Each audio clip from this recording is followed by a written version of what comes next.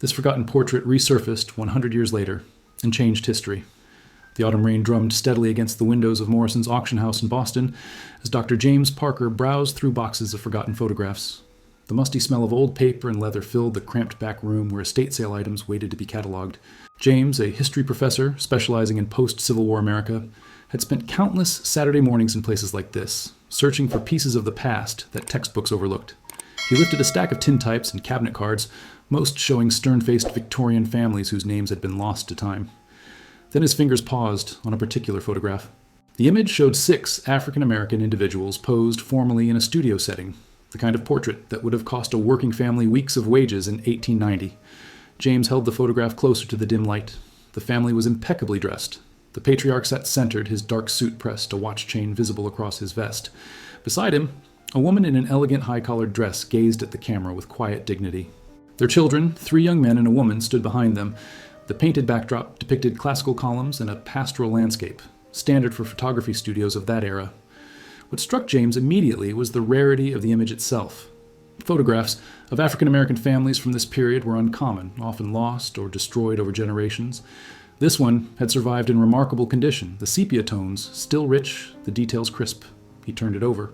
On the back, written in faded ink, "The Lawrence Family, Philadelphia, September 1890.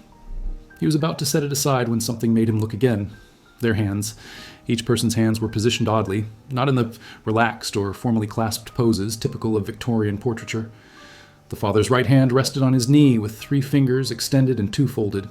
The mother's hands were crossed at her lap, but her left thumb protruded at an unusual angle. One son's hand was placed flat against his chest. Another held his hands behind his back in a way that seemed unnatural. James felt his pulse quicken. In 15 years of studying historical photographs, he had learned to notice details others missed. These hand positions were too deliberate, too specific to be random. They meant something. He carried the photograph to the front desk where Mrs. Morrison tallied his items. $5 for the lot, she said, barely glancing at his selections. James paid quickly, tucking the photograph into his leather satchel. Outside, the rain had intensified, but he barely noticed. His mind raced through possibilities, historical contexts, and the question that would consume him. What were the Lawrence family trying to tell the world? James spread the photograph across his desk at Northeastern University Monday morning. Pale November sunlight filtered through his office window as he positioned his magnifying lamp directly over the image. He had spent the entire weekend thinking about those hands, unable to shake the feeling that he had stumbled onto something significant. Through the magnifying glass, every detail became clearer. The father, who appeared to be in his 50s, had a dignified bearing despite his unusual hand position. His 3 extended fingers pointed subtly downward. The mother's crossed hands revealed something else under magnification. Her right index finger touched her left wrist at a precise point, almost like she was checking a pulse, but the gesture was clearly intentional for the photograph. The eldest son standing behind his father had his right hand pressed flat against his chest, fingers spread. The second son's hands, clasped behind his back, were partially visible at his sides, and James could see his thumbs were interlocked in an unusual way. The daughter's hands rested on her mother's shoulder, but her pinky fingers were extended while the others were curled. The youngest son at the far right had one hand in his pocket, the other hanging at his side with his palm facing forward. James pulled out his collection of reference books on Victorian photography. He had studied thousands of period portraits, and standard poses were well documented. Photographers of that era gave specific instructions. Hands folded in lap, resting on a table, holding a book, or placed formally on armrests. What they did not do was create asymmetrical, seemingly random positions that differed for each person in a group portrait. He photographed the image with his digital camera and enlarged sections on his computer screen. The hand positions became even more deliberate at higher magnification. These were not accidents or moments of movement captured by a slow shutter speed. Each person had held their position perfectly still for the long exposure time required in 1890, which meant these gestures were intentional and maintained with purpose. James leaned back in his chair, his mind working through the timeline. The photograph was dated September 1890. The Civil War had ended in 1865, and the 13th Amendment abolished slavery that same year. The Underground Railroad, that secret network of routes and safe houses that helped enslaved people escape to freedom, had effectively ceased operations by the end of the war, 25 years before this photograph was taken. So why would a family in 1890 be using what appeared to be coded hand signals? James spent the next 2 weeks buried in research. He started with the most comprehensive source he could find, a rare collection of Underground Railroad documentation held in the university's special archives. The materials included correspondence between abolitionists, coded messages, quilts with symbolic patterns, and most importantly, a small leather journal that had belonged to a conductor named William Still, often called the father of the Underground Railroad. Still had meticulously documented the stories of hundreds of people he helped escape to freedom. But tucked into the journal's back pages, James found something unexpected. Sketches of hand signals. They were crude drawings, but the annotations were clear. Signal for safe house. Warning of danger. Request for food and shelter. Indication of number of travelers. James's hands trembled as he compared the sketches to his photograph. The father's 3 extended fingers matched a signal that meant 3 people seeking passage. The mother's finger on her wrist corresponded to family connection or blood relation. The son with his hand on his chest was signing freed person or survivor. He cross-referenced these findings with other sources. A memoir by Harriet Tubman's niece mentioned silent speech used when words could bring death. A letter from Levi Coffin, a Quaker abolitionist, referenced the language of hands that guided souls to freedom. These signals had been a crucial communication method when enslaved people and their helpers needed to identify each other without speaking, especially in areas where slave catchers were active. But James kept returning to the same problem. Why would the Lawrence family be photographed using these signals in 1890? The need for such secrecy had ended decades earlier. There were no more escapes to coordinate, no more safe houses to identify, no more slave catchers to evade. He decided to trace the Lawrence name. Philadelphia city directories from 1890 listed several Lawrence families, but finding the specific one would require more detail. He needed to know where they lived, what they did for work, anything that could narrow his search. James returned to the photograph itself, examining every element. The studio backdrop caught his attention. Most photographers used generic painted scenes, but this one had distinctive features. The columns had unusual capitals, and in the distant background, barely visible, was a painted structure that looked like a specific building. He began researching Philadelphia photography studios active in 1890, cross-referencing their addresses with known backdrops. It was painstaking work, but on the 3rd day, he found a match. The studio belonged to Augustus Washington Jr., a black photographer who had established his business on South Street in Philadelphia in 1888. James discovered that Washington was not just any photographer. He was the son of Augustus Washington Sr., a prominent daguerreotypist who had photographed Frederick Douglass and been active in abolitionist circles before emigrating to Liberia in 1853. The younger Washington had returned to America in 1885 and opened his studio specifically to serve the African American community. In an era when many photographers refused to photograph black clients or charged them exorbitant rates, Washington's studio became a gathering place and symbol of pride. James found a brief mention of the studio in a Philadelphia Historical Society newsletter from 1982. It included an address, 412 South Street. The building no longer existed, replaced by modern development, but the Historical Society had archived some of Washington's business records, including a ledger of appointments. James made the 2-hour drive to Philadelphia on a cold December morning. The Historical Society occupied a converted townhouse in Society Hill, its rooms filled with documents, maps, and artifacts from the city's past. A librarian named Dorothy, a black woman in her 60s with reading glasses hanging from a beaded chain, greeted him warmly. "We don't get many researchers interested in Augustus Washington Jr.," she said, leading him to a climate-controlled room. His father is better known, but the son did remarkable work documenting the black community in the 1890s. She placed a leather-bound ledger on the table before him. James carefully turned the pages, scanning entries from September 1890. Most were simple: names, dates, prices paid. Then he found it. September 14th, 1890. Lawrence family, 6 persons. Special sitting, no charge. No charge. That was unusual. Washington ran a business, yet he had photographed this family for free. The notation "special sitting" appeared only twice in the entire ledger that year. "Dorothy," James said, looking up, "what would make a sitting special in 1890? And why would a photographer not charge?" Dorothy adjusted her glasses and peered at the entry. Special sittings were often for important community members or for photographs meant to serve a particular purpose. As for no charge, that suggests a personal connection or a favor. In those days, doing something for free meant it mattered deeply to both parties. James photographed the ledger page, then asked if there were any other Washington materials. Dorothy disappeared into the back and returned with a wooden box.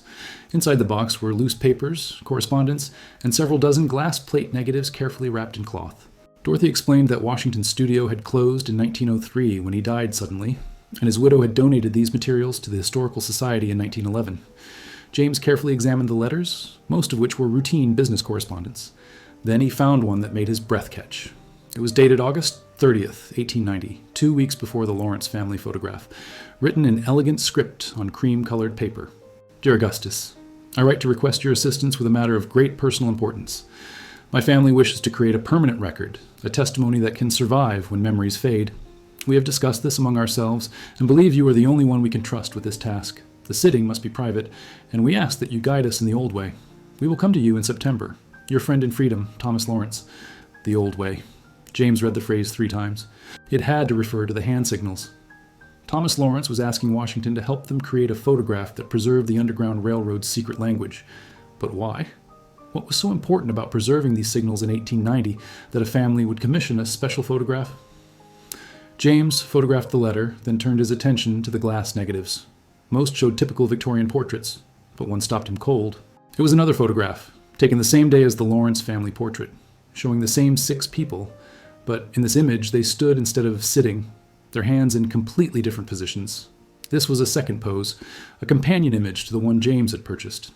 He held the glass plate up to the light. In this version, Thomas Lawrence pointed with 2 fingers toward the ground. His wife's hands formed a triangle. The eldest son's arms were crossed with his hands gripping opposite elbows. The second son held one hand palm up at waist level.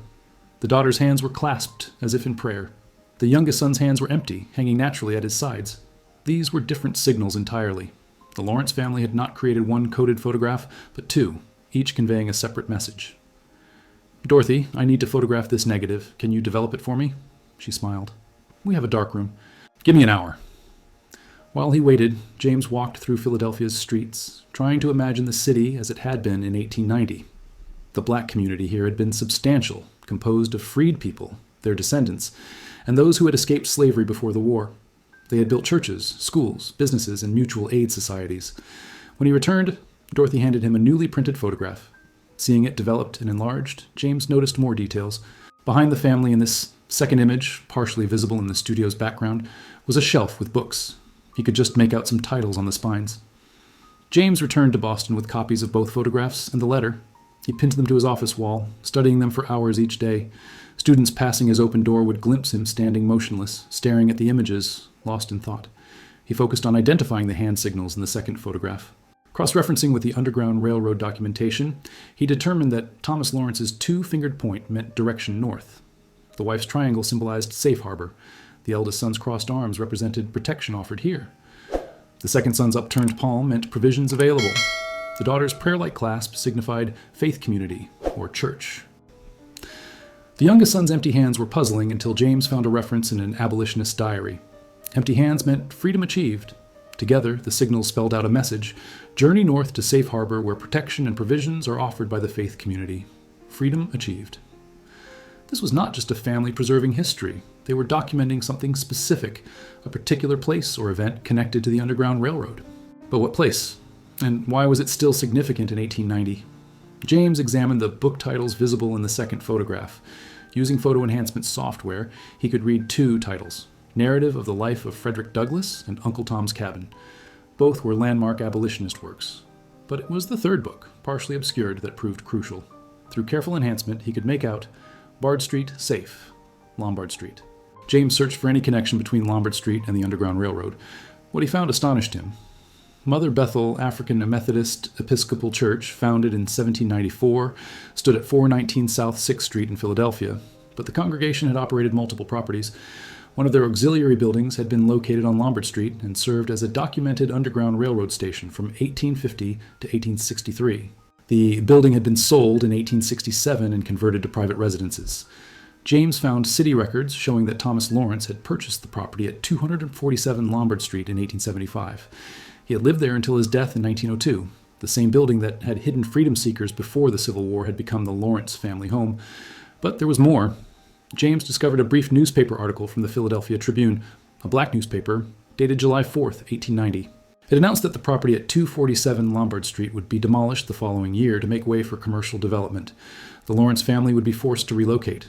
Suddenly, everything made sense. The family had not created these photographs simply to honor history. They were creating a permanent record of the actual safe house where they had found freedom, preserving the signals that had guided them there, before both the building and living memory disappeared forever. James needed to know the Lawrence family's story, but records of formerly enslaved people were notoriously difficult to trace.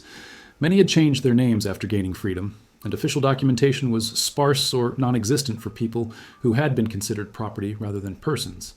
He started with census records. The 1890 census had been largely destroyed in a fire, but he found the Lawrence family in the 1880 Philadelphia census. Thomas Lawrence, age 42, born in Maryland. His wife, Elizabeth, age 40, born in Virginia. Their children, William, age 18, Daniel, age 16, Sarah, age 14, and Joseph, age 12, all born in Pennsylvania. The birthplaces were revealing. Thomas and Elizabeth had been born in slave states, but their children were born in Pennsylvania, a free state. This meant Thomas and Elizabeth had escaped slavery and reached Philadelphia before 1862, when their eldest son was born.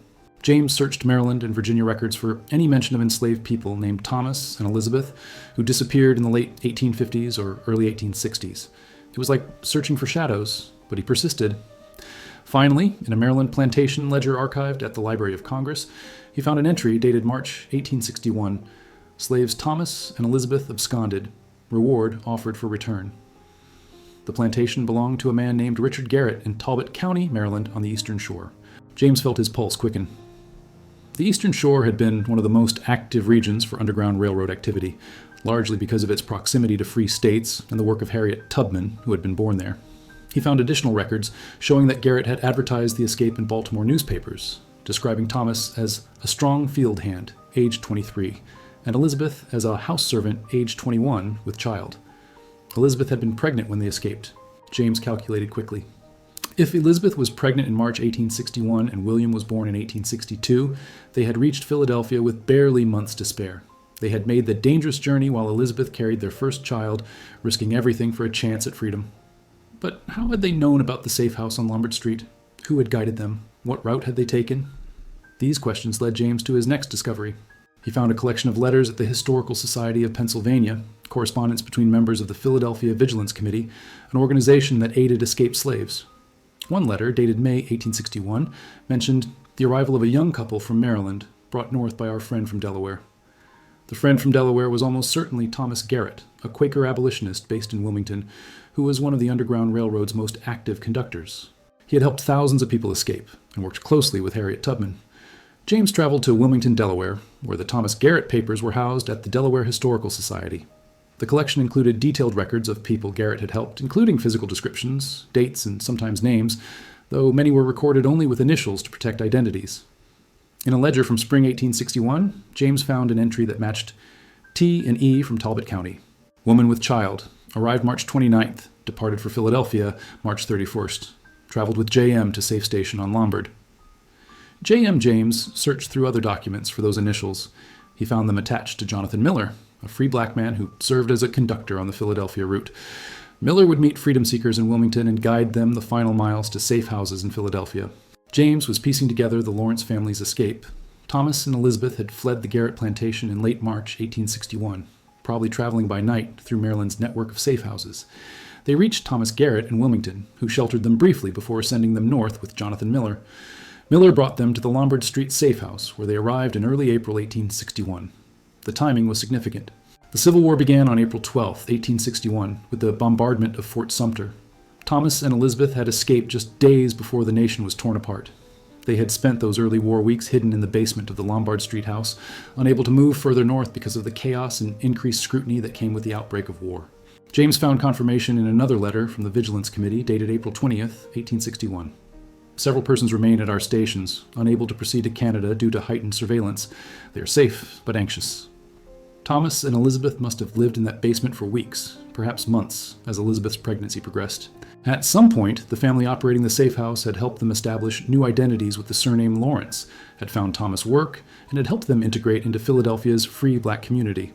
Their son William was born in Philadelphia as a free child, the first Lawrence to be born into freedom. But who had operated that safe house? Who had risked everything to shelter them? James needed to find out who owned the Lombard Street property in 1861. Property records showed it belonged to Reverend Jacob Bennett and his wife Martha, members of Mother Bethel AME Church. The Bennetts had operated the safe house from 1850 until the end of the war, sheltering an estimated 200 people. James found a photograph of Reverend Bennett from 1865, a dignified man in his 50s. Then he made a connection that sent chills down his spine. James discovered that Martha Bennett, the Reverend's wife, had been photographed alongside the Lawrence family in 1890. He found the image in the Historical Society's collection, labeled simply Community Gathering, Mother Bethel Church, 1890. Standing next to Thomas Lawrence was an elderly woman identified in the caption as Martha Bennett. Her husband had died in 1876, but she had continued living in the Lombard Street house until it was sold to Thomas Lawrence in 1875. Thomas Lawrence had not just bought the house that sheltered him, he had bought it from the woman who had hidden him in her basement 29 years earlier. Martha Bennett had sold him the property and then continued living there as his guest, completing a circle of gratitude and connection that spanned decades. James now understood the full significance of the photographs. When the building was scheduled for demolition in 1891, Thomas Lawrence wanted to create something that would outlast brick and mortar. He wanted to preserve not just the memory of the safe house, but the secret language that had saved his life and the lives of his family. The hand signals in the first photograph were those Thomas and Elizabeth would have used during their escape, the signals that identified them as freedom seekers, that communicated their needs, that connected them with helpers along the route. The signals in the second photograph represented the safe house itself, documenting its purpose and the role it played in the Underground Railroad network. But James still had questions. Why had the family kept these photographs private? Why had they never been displayed or published? And what had happened to the descendants? He searched for death records and found that Thomas Lawrence died in 1902, Elizabeth in 1905. Their children had scattered. William had moved to New York, Daniel to Chicago, Sarah had married and remained in Philadelphia, and Joseph had gone west to California. The family line had branched and spread as families do. James tracked down modern descendants through genealogy databases and church records from Mother Bethel AME, which had maintained detailed membership lists. He found Sarah's great-granddaughter, a woman named Patricia, who lived in Atlanta, Georgia. He wrote to her, explaining his research and asking if she knew anything about the photographs. Patricia responded within a week. She invited James to visit her, saying she had something to show him. In January, James flew to Atlanta and met Patricia at her home, a comfortable house in a tree-lined neighborhood. Patricia, a retired teacher in her 70s, greeted him with warmth and curiosity. "My grandmother told me stories about the Lombard Street house," Patricia said, leading James to her dining room. "She said it was sacred ground, that people had prayed there for freedom and found it." She opened a cedar chest and carefully lifted out a cloth-wrapped bundle. Inside were the two original photographs, the negatives and something else. A third photograph James had never seen. The third photograph showed the same Lawrence family, but this time they were joined by Martha Bennett and Augustus Washington Jr. himself. 8 people stood together in the studio, and their hands told yet another story. This photograph had never been part of any archive or collection. It had been kept privately by the Lawrence family for over a century, passed from generation to generation with strict instructions about its significance. Patricia explained that her grandmother had told her it was never to be displayed publicly during the lifetimes of anyone in the photograph or their children, a request that had been honored until now, more than 130 years later. James studied the hand positions in this final photograph. Each person's hands formed signals, but these were not the Underground Railroad codes he had been studying.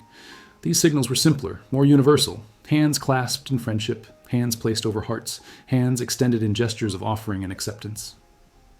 Patricia handed James a letter, yellowed with age, written by Thomas Lawrence in 1901, a year before his death. It had been enclosed with the photographs and preserved in the cedar chest. James read it aloud. "To my descendants, who will read this long after I'm gone. These photographs tell the story of our family's journey from bondage to freedom, from fear to safety, from desperation to hope. The hand signals you see were the silent language that saved our lives when words could bring capture and death. We created these images not to glorify ourselves, but to honor those who helped us, and to ensure that the courage and sacrifice of the Underground Railroad would never be forgotten. The house on Lombard Street where we first tasted freedom is being torn down, but its spirit lives in these photographs. Remember that freedom is never free. It is bought with courage, maintained with vigilance, and passed on through testimony. Let these images speak across the generations of the price paid and the debts owed. We were strangers taken in, and we became family. That is the greatest testament of all." James felt emotion rise in his throat as he finished reading. Patricia was crying softly. "My grandmother said those hand signals were a language of survival," she said. "But in that last photograph, they became a language of love and gratitude." "All right." James looked again at the third photograph, seeing it now with complete understanding. The signals were simpler because the message was simpler. We survived together, we honored each other, we became family. Patricia agreed to allow the photographs to be exhibited publicly for the first time. James worked with the National Museum of African American History and Culture to create an exhibition that told the Lawrence family's complete story, from their escape in 1861 to their determination to preserve the memory of those who helped them. The exhibition opened in the spring, and thousands came to see the photographs and learn about the secret language of the Underground Railroad. Descendants of other families who had used the Lombard Street safe house came forward with their own stories, adding depth and detail to the historical record. James stood in the gallery on opening day, watching visitors examine the photographs, reading the hand signals, understanding for the first time the complex web of courage and communication that had saved thousands of lives. A young girl, perhaps 10 years old, stood before the first Lawrence family photograph, her own hands unconsciously mimicking the signals. "What do they mean?" she asked her mother. "They mean freedom," her mother answered. "And they mean that some things are too important to forget." James thought about the journey that had brought him here, from a rainy morning in a Boston auction house to this moment of revelation and recognition. The Lawrence family had succeeded in their mission. They had preserved not just the memory of the Underground Railroad, but its very language, hidden in plain sight in a photograph that waited more than a century to tell its truth. The photograph that seemed so ordinary at first glance had indeed changed history, not by revealing something entirely unknown, but by preserving something precious that had been slipping away. The testimony of survival, the language of liberation, and the enduring power of those who risk everything to help others reach freedom. Outside the museum, spring rain began to fall, gentle and cleansing, like the rain that had fallen that distant morning when James first held the photograph in his hands and wondered what secrets it contained. Now the secrets were revealed, the silence was broken, and the Lawrence family's message had finally reached across a century to touch the world they had dreamed their descendants would inherit. A world that remembered, a world that honored, a world that would never let their story be forgotten again.